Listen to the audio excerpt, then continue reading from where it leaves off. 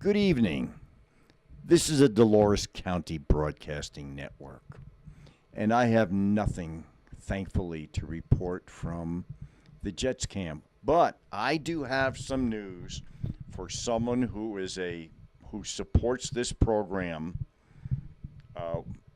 Wayne Johnson of Southwest TV Translator Association had a heart attack on Friday. He's doing well, and we look forward to having him back working with us.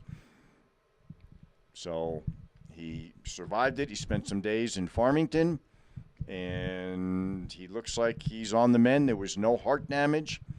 His wife and pastor were right on the scene, and they performed CPR and kept Wayne alive. So we look forward to having Wayne around for many, many, many, many more years. Okay, and with that, the DCTV 4-H Evening News Program for April 17th, 2019.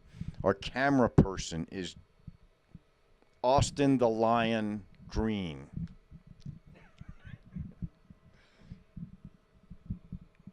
Video engineer, sound engineer, producer is Edward. Teleprompter and prompter is Dan. News anchor is Devin. I have something wrong with my arm. Harrison. Hannah, again, I would die without my cell phone. And Daniel Faulkner, a.k.a. Little Pink Dragon. And this is your news director, Dan. And now, the news. To the DCTV 4-H Kids Evening News Show. Help us keep our news show on the air by becoming a sponsor. You can buy a sponsorship by calling 970-677-4119. That's 970-677-4119. Now for the news. Hi, I am Devin, and here is our first story from the Durango Herald. Durango to annex parcel for tiny home village. Durango city limits are poised to grow, adding new addresses to city's tax rolls and validation a urban development concept as a option for Southwest Colorado. City Council Tuesday approved the expansion of Durango city limits by 1.77 acres to annex a piece of property. Southern Durango has been approved for the development of 22 tiny homes, which are typically less than 400 square feet. The council voted 4-0. City Councilor Chris Bryan did not attend Tuesday meeting. The annex must be approved a second time.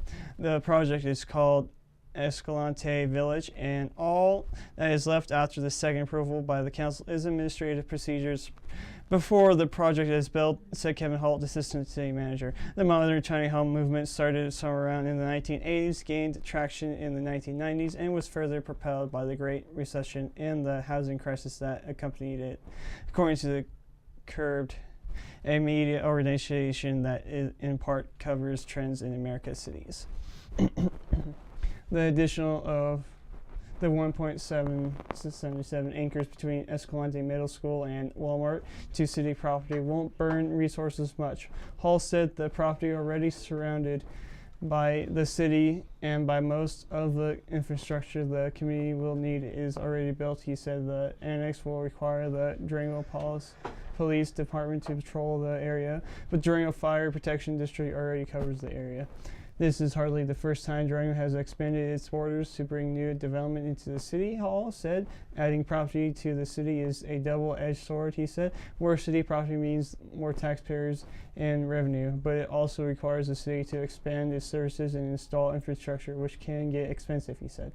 From the inception in 1880 to the present day, Durango has grown by a factor of 20, from 532 acres to 10,926 acres today, according to the map that explains how Durango has grown since it was founded. This story is from Durango Herald, now with Hannah. On the border for Trump and Pottery Barn rule.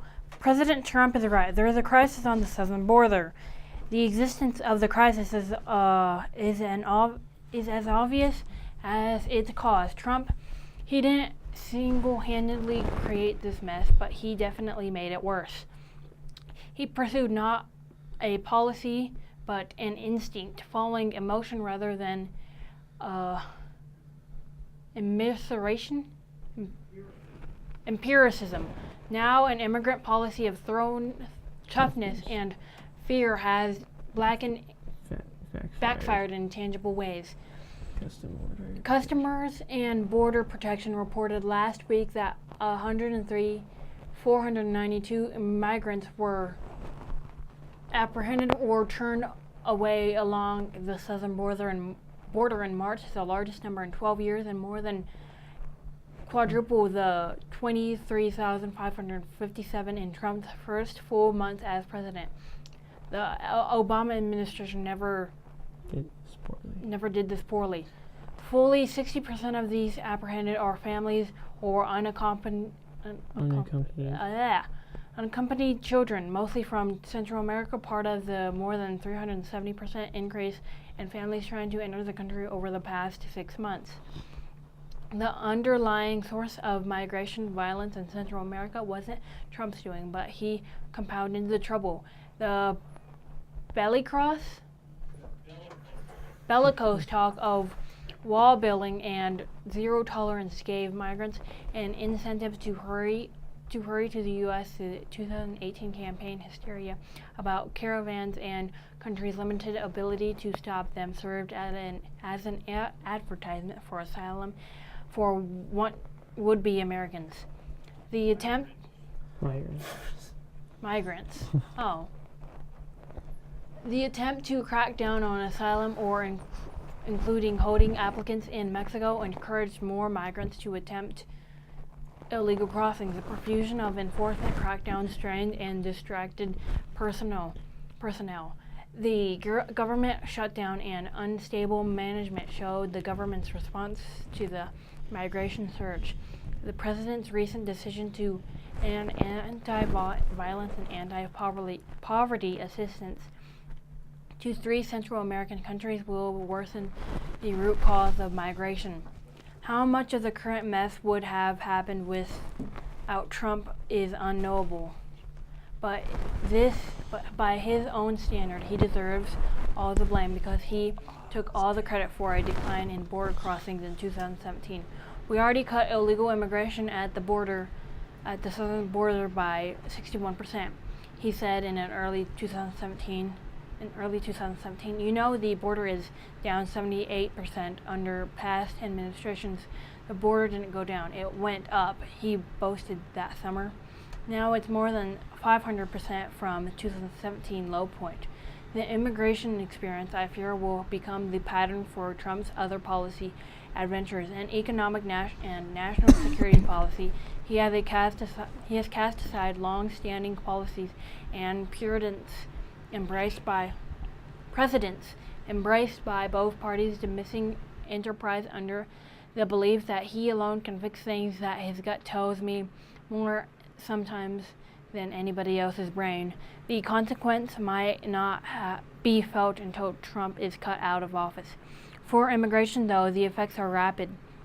The president's sole solution, build the wall, isn't effective against those seeking asylum.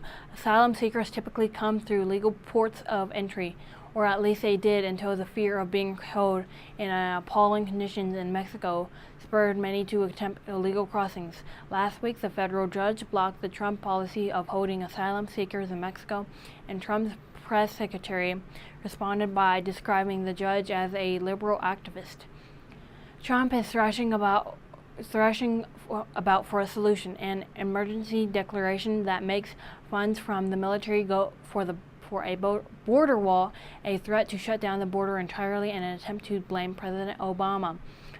The president could do something useful, such as curbing the slow world flow of guns that he worsens the violence in Central America. Instead, he continues to blame the migrants for drugs and violence, even though most families are with children. He also could work with Congress to change asylum laws and make it easier to return illegal immigrants to Honduras, Guatemala, and El Salvador. He could work with those countries and Mexico to deter migration and reduce its causes. But this would mean seeking help from the same people he despaired as he went alone on the border, aggravating the problem that it would be acknowledgeable that he alone couldn't fix it. In fact, he broke it. Gov Polis signs overhaul of oil and gas rules into law. Colorado Governor Jared Polis, on Tuesday signed into law a major overhaul of state oil and gas rules, turning the focus away from encouraging production and directing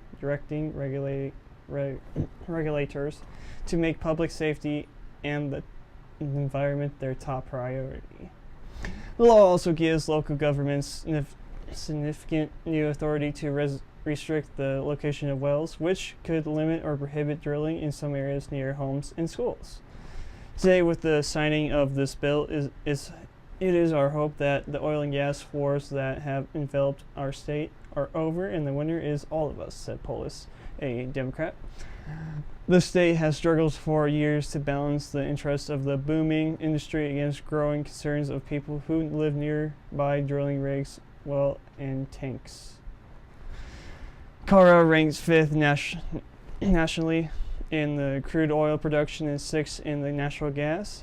The industry says it contributes $32 billion annually to the state economy, including taxes and 89,000 direct and indirect jobs. But fast-growing communities north of Denver are spilling into the state's most productive oil and gas area, the Wattenberg Field, sparking complaints about noise and pollution and provoking fears about explosions. In 2017, natural gas escaping from a severed pipeline was blamed for an explosion that destroyed a house in Frederick, about 30 miles north of Denver. Mark Martinez and his brother-in-law Joseph Irwin were killed. Martinez's wife Irwin was badly injured. She became quiet but effective advocate for the new law. This is something that means a lot to our family, she said, after Polis signed the bill. We feel like it's a great way to honor Mark and Joey. The second anniversary of the explosion is tomorrow, so it's really fitting we got that done before that came. Supporters said the law brings much needed protection for Colorado's booming population, its environment, and its growing recreation industry. Opponents warned the law could stifle a major industry, kill jobs, and shrink tax revenue. Barbara Kirkmeyer, a Weld County commissioner and fervent industry supporter, is leading the effort to ask voters to overturn the law in November. She said her proposal would create an independent regulatory commission insulated from Colorado's back and forth battles over oil and gas. Also in Weld County, critics of Democratic State Rep.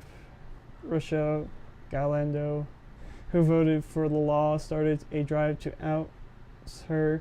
They needed about 5,700 petition signatures by June 3rd to force recall election.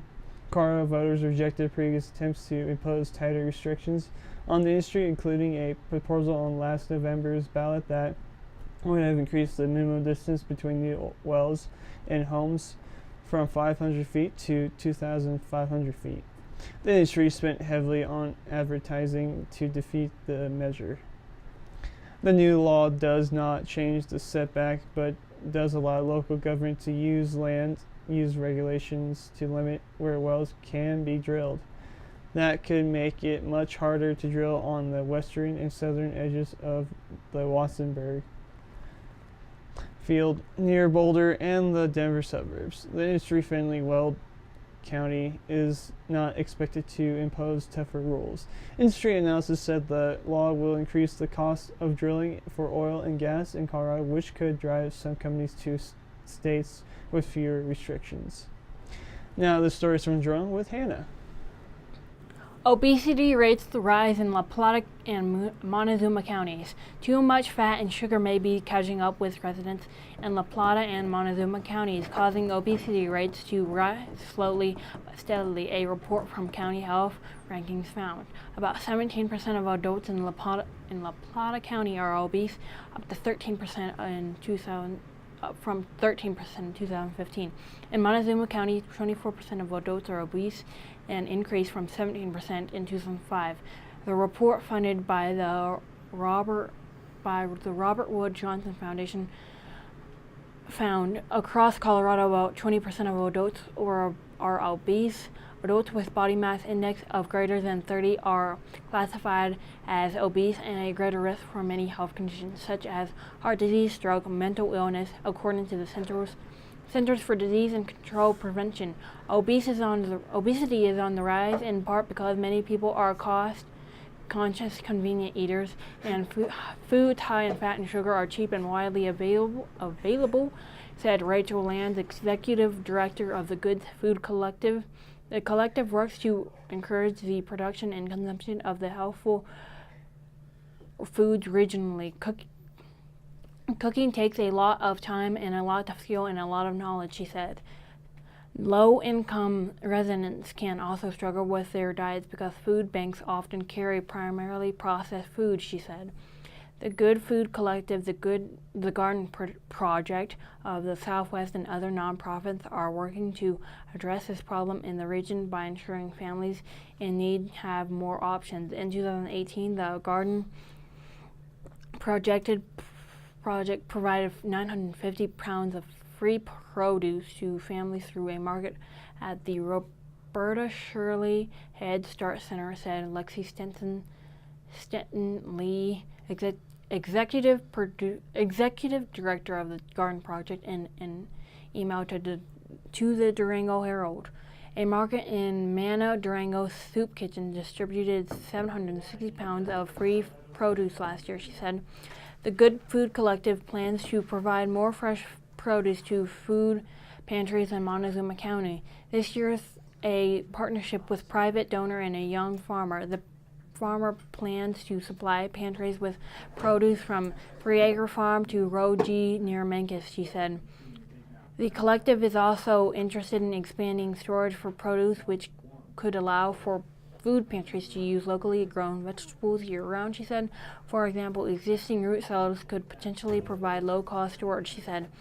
The Montezuma School Farm Project is addressing obesity by teaching students gardening and cooking skills, said Gretchen Rank, executive director of the nonprofit. It gives them opportunity to taste things they might not see in their day-to-day life, she said. The nonprofit works in about 2,800 students annually in the 6 school gardens across Montezuma County's 3 school districts, she said. Working in the gardens was helpful for students to eat more vegetables served at lunch and inspired parents to start gardens at their own homes as well, Rank said. In time, she believes the school gardens and education they provide can help bring down the rate of obesity in the country, she said. Prescriptions for helpful food and from doctors can also help residents eat healthier. And it said, for example, in Montezuma, in Montrose, and Olathe, residents are receive prescriptions for nutritional education and federal benefits that can be used to purchase food at local farms markets through the local pharmacy RX program, she said. It's important to combine cooking education and access to healthful foods for residents to make lasting changes in their diets, she said. It is very rare that there is direct behavior change or enduring impact, she said. Now for Dumb Laws with Dan. Our dumb law segment are actual laws still on the books in many states, cities, and municipalities. This means that these laws are technically still legal. Dumb laws in Virginia. In Norfolk, spitting on a seagull is not tolerated. A man may face 60 days in jail for patting a woman's derriere. Women must wear a corset after sundown and be in the company of male chaperone. In Prince William County, no person may keep a skunk as a pet. It is illegal to cuss about another. is illegal to park a car on railroad tracks. In Richmond, it is illegal to flip a coin in a restaurant to see who pays for coffee. In Stafford County, it is legal for a man to beat his wife on the courthouse steps so long as it is before 8 p.m. In Victoria, it is illegal to skate down the sidewalk of Main Street. In Virginia Beach, if you are drunk and not driving your car and the person who is driving the car is drunk as well, you may both receive a DUI. If it is illegal for a person to ride on the handlebars of a bike, it is legal to use profanity on Atlantic Avenue or the boardwalk. It is also unlawful to drive by the same place within 30 minutes of Atlantic Avenue. In Waynesboro, it is illegal for a woman to drive a car up Main Street unless her husband is walking in front of the car waving a red flag. Now for a weather report. Current weather data comes from the DCTV weather station located in the beautiful downtown Oak Creek. The current temperature is 62 degrees. The high for the day was 64 degrees. The low was 38 degrees. The barometer is at 29.81 inches and falling. Humidity is at 33%. Wind is between 1 and 12 miles per hour from the east. Gusts have been up to 31 miles per hour. There's been 0 hundredths of an inch of moisture measured today by the DCTV weather station. Moisture for the month is 10 hundredths of an inch. Moisture for the accumulation for the year is 5.48 hundredths of an inch. Now for the Big Mac, courtesy of the National Weather Service. Most of the west coast is clear except for Washington and northern Oregon, which is getting rain and possibly snow.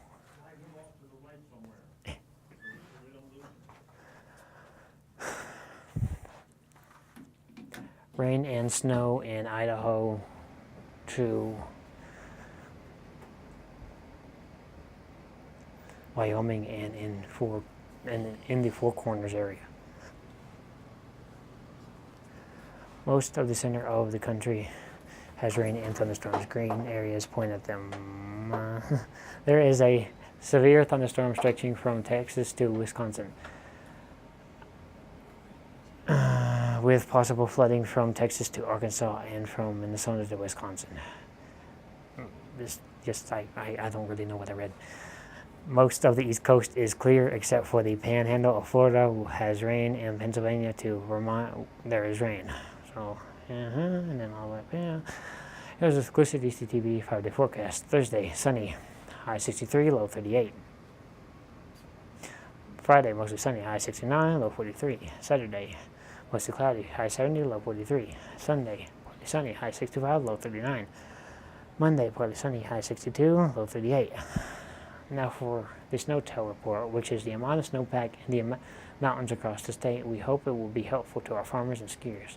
Statewide, the snowpack is at 119% of normal. Here is the Southwest. We are up to 160% of normal. Yeah, it's here. Now for our climate change report. CO2, carbon dioxide, is considered a greenhouse gas and is one of the principal causes of climate change. CO2 traps heat in the atmosphere, which causes climate instability. This results in significant variations worldwide of moisture and hot cold temperatures. But the general climate trend is the planet is slowly warming. Therefore, it is important that we report the CO2 weekly change. The following are the numbers for CO2 in parts per million. Last week for 13.13, 2 weeks ago for 12.21, last year for 9.46, 10 years ago 39.50, 50 years ago 26.66. Thank you, Dr. Peter Tans of the National Oceanographic and Atmospheric Administration, and Michael McGee of the CO2 Earth Network for providing this information. Remember, you can help keep our kids' news show on the air by becoming a sponsor. To buy sponsorship, just call 970-677-4119. That's 970-677-4119. Thank you, and back to our news director.